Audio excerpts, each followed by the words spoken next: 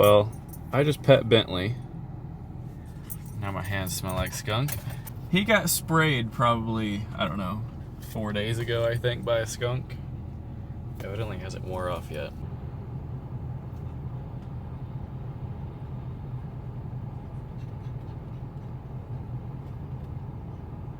So the first thing to do this morning is to take the 18-wheeler to the next field, since it's kind of a long move. And then the farmer will get in with me, and then we'll go back to the combine, and then go to the next field.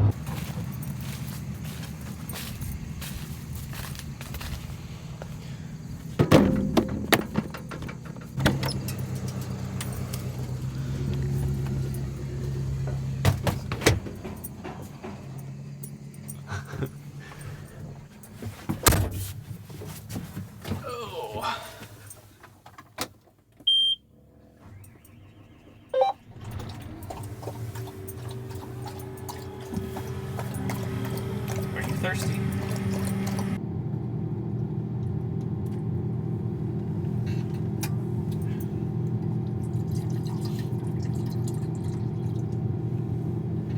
Okay, so to start off this morning, we probably have a, I don't know, 15-mile drive, something like that. So, with the combine going 21 miles per hour, that's going to take, I don't know, 30 to 40 minutes, somewhere in there. So let's get rolling.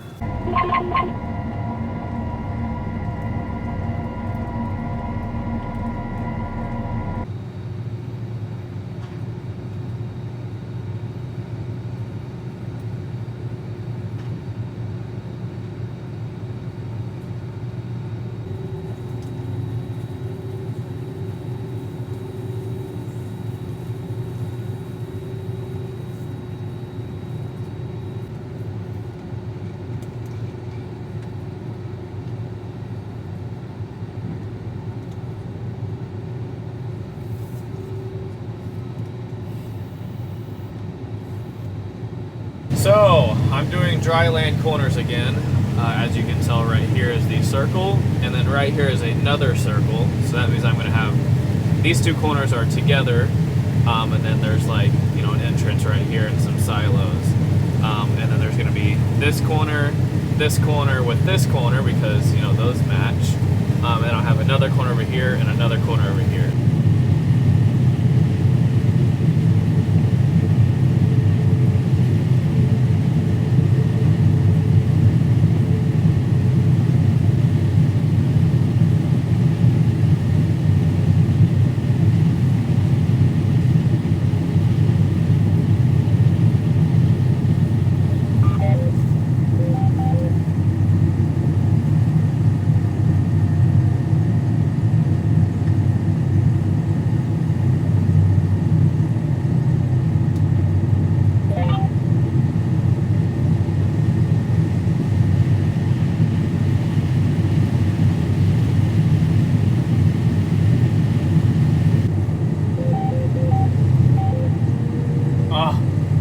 There's one left.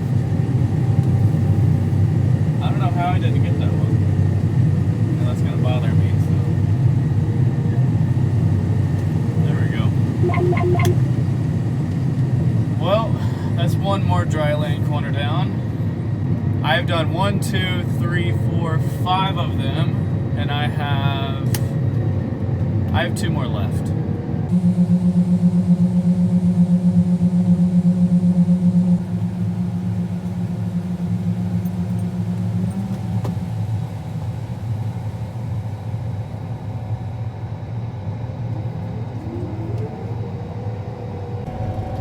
Also, since to get to the next Dryland corner, I would have to cut some irrigated. I have to go down the road and then go into the next corner. So, I've been having to drive on the road, you know, every single corner, which, not that bad. A road is way smoother than the field anyways. So, you can tell that that's irrigated. It's extremely tall. And then this is Dryland. It's probably, I don't know, the bottom of my ladder high. And then this is probably, I don't know, bottom of the mirror high. So, you can kind of see the difference right here. So I'm cutting this, and it's gonna be a circle, so this is gonna be curved like this. And I'm making my own turn row, which obviously isn't recommended with a corn header since you're supposed to cut it in rows, but they planted this corn all the way through the dry land and through the circle, and then just did turn rows on the end of the fields. So rather than just driving down the dry land up to the irrigated, then backing up and then driving all the way back down and then starting back again, the farmer just said, you know, just make your own turn rows where the circle is. So that's what I'm doing. When you do go kind of sideways like this, you do have a little bit of header loss. So when driving like this, going straight, it does a decent job. Definitely not perfect. But if I were to turn left right now and try to, I don't know, get on a row or even try to bend over here, it would lay every single stalk over that I come to. With a corn header, you have snoots. Some people call them snouts. It's these pointy things that you are looking at. It kind of, you know, splits whatever it runs into and tries to get it in a row. So those snoots stick out probably, oh, I don't know, 3 feet maybe even 4. So if you turn, you know, 3 to 4 feet in front of you, everything that it touches is just gonna lay over. So what I'm trying to say is when you have a corn header on, and even if you're doing this, or even if you're going in a row or whatever you're doing, if you try to turn with your header down, it's just gonna lay it all over. So, but you can go sideways like this and keep it down and go straight, and it does a pretty decent job.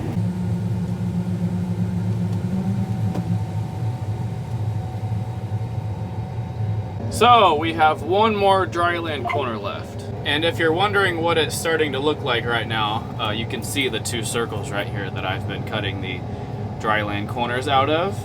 So I have one more right here. And the reason why I don't have it right here is because these pivots get so close together. It'd be a super tiny triangle, and it's not even enough to bother. I'd have to cut, you know, all of this irrigation and then all of that irrigation just to get to the little bitty circle. So, or I guess rectangle. So I'm not doing that dryland corner. So the only thing I have left is that dryland corner. And it's looking a little red right now, but you can kind of see up here at the top, I did get into a little bit of the irrigated, and that's green. So when I get done with this field, which it won't be today, it'll probably be in tomorrow's video, I'll show y'all, you know, what it looks like painted. I think it'll be pretty cool.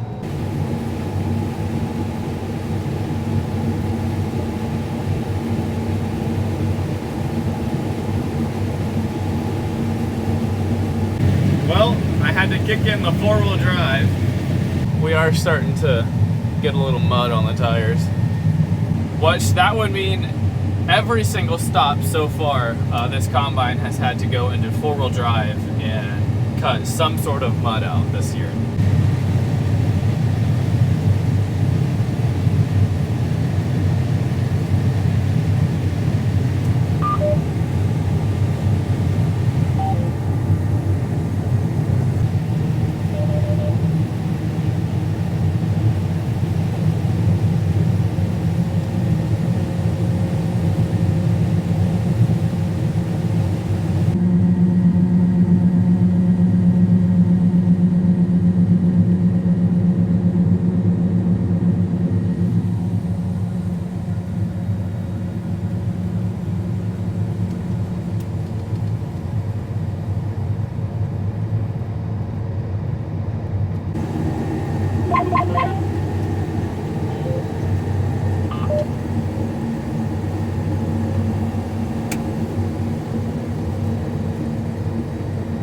I need a 30-minute break after all those dryland corners. But at least we're done. So we do have to keep this separate. So I'm gonna jump on the grain cart and then we'll get into some irrigated corn. That's always fun. For me, not the grain carts.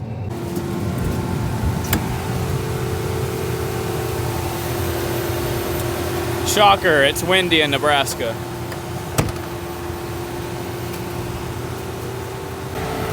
The mud wasn't even that bad. It only got up to here. That's probably, I don't know, a boot's worth. That's not bad. We can do a little walk around, see if anything's broken or not.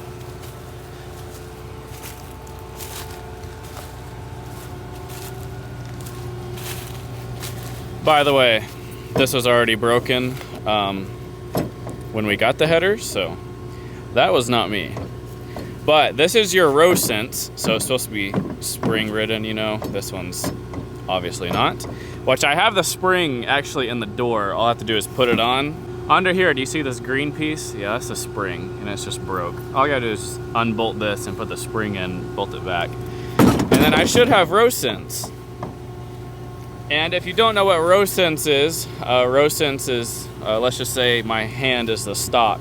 You know, if the stock is going in over here, it'll basically tell the combine, hey, scoot to the left, because, you know, we're going this way, so scoot to the left, you know. Or if it's over here, then it says scoot to the right. But if it's in the middle, then, you know, it's stay the same or whatever. So basically your auto steer is driven off of where the, you know, the row is, because right here in the middle is going to be right in the middle of, you know, your rollers, your deck plates, your gathering chains, and all of that. That's what that is.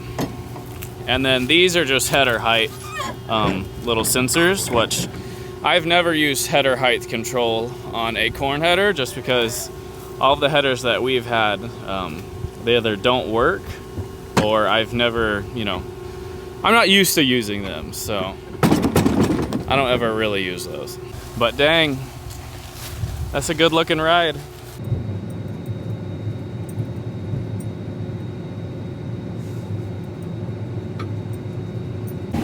So this is the difference between Dryland and Irrigated.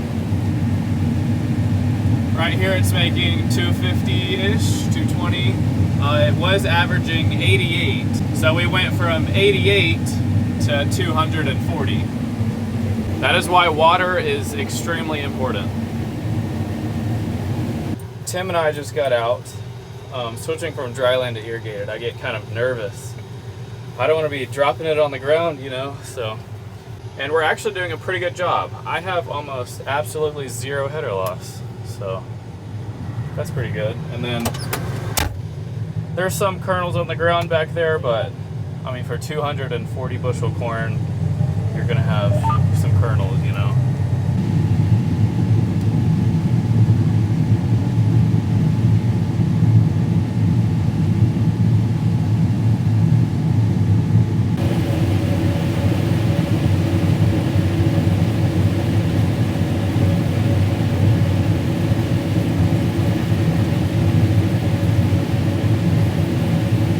Well, that did not last long at all.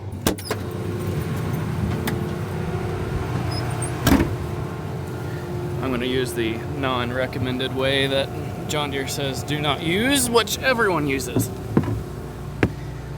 Oh yeah. I would say that's a pretty clean sample for 225 bushels.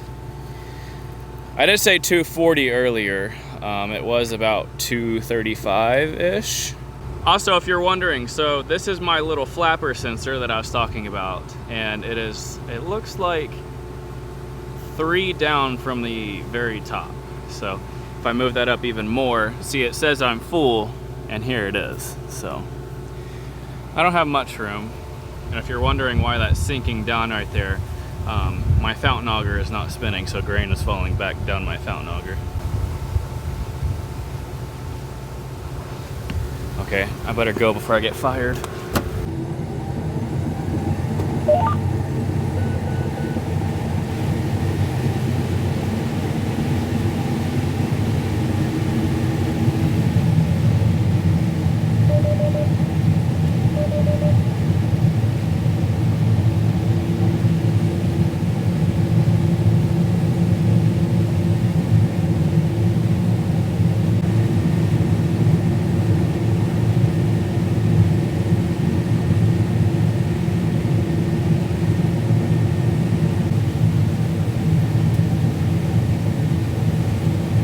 So I just got off the phone with Dad.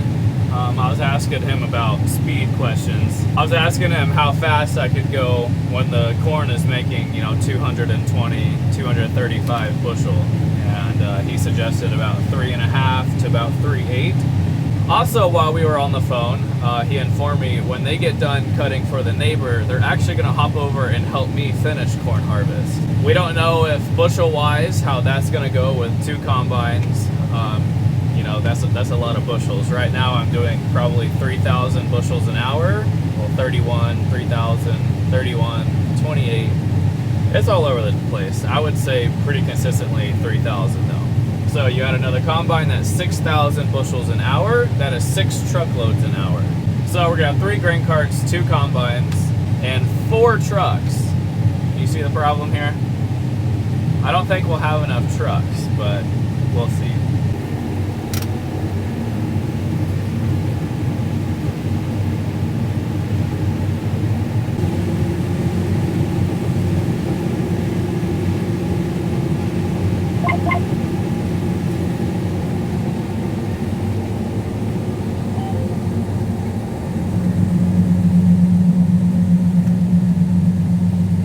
So what Tim has on the grain cart can probably fill that truck, and I think that's all they want for the night. Also, Tim is the farm manager. I don't know if I said that or not.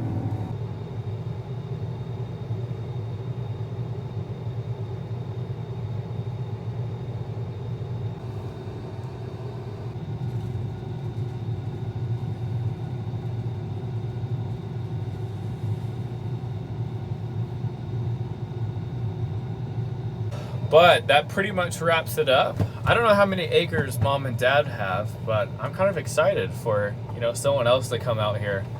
I'm getting pretty lonely, I'm not gonna lie. 1 combine just seems extremely slow. Also, I know someone's gonna say it in the comments, no, I do not have merch. Maybe in the future. But that is gonna be it for today's video. Thank y'all for watching, and I will see y'all tomorrow.